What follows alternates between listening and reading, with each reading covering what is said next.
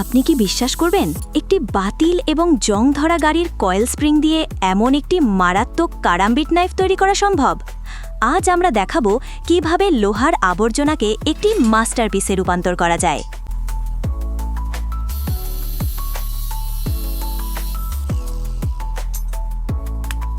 আমাদের মূল এই পুরনো লোহার কয়েল স্প্রিং। প্রথমে আমরা এটিকে উচ্চ তাপমাত্রায় গরম করে নেব যাতে এটি সোজা করে কাজের উপযোগী করা যায়।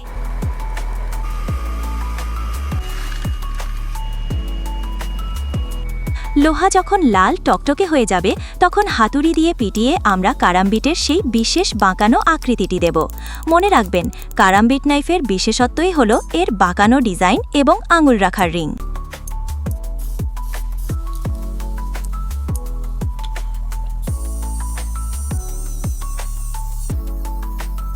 এখন হলো আসল কাজ।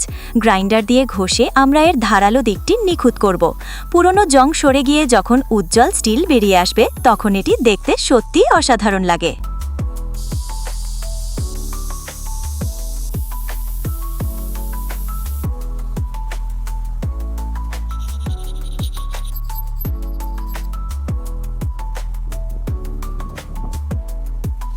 ছুরির ভারসাম্য ঠিক রাখতে আমরা একটি টেকসই হ্যান্ডেল যোগ করে দেব। এরপর বিশেষ পলিশ দিয়ে এটিকে আয়নার মতো উজ্জ্বল করে তুলব।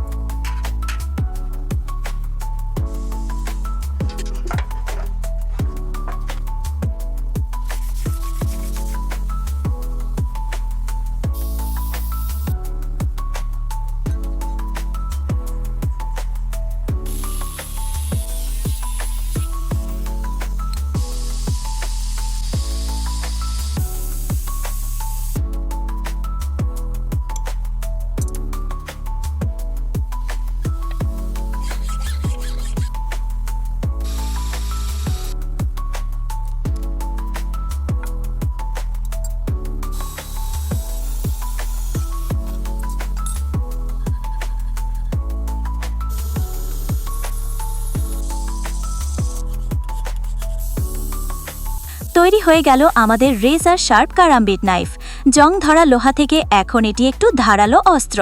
ভিডিওটি ভালো লাগলে লাইক দিন এবং এমন আরও মেকিং ভিডিও দেখতে আমাদের সাথেই থাকুন।